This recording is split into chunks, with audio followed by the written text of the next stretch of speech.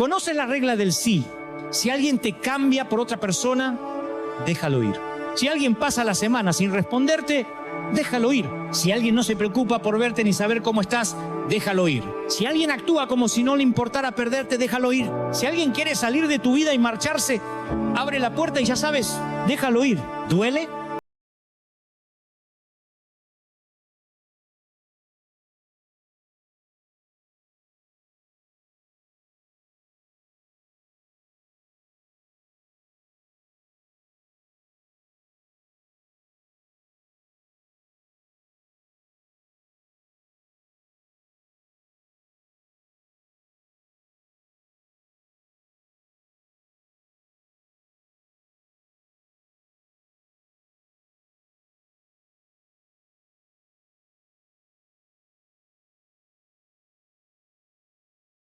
Por ti.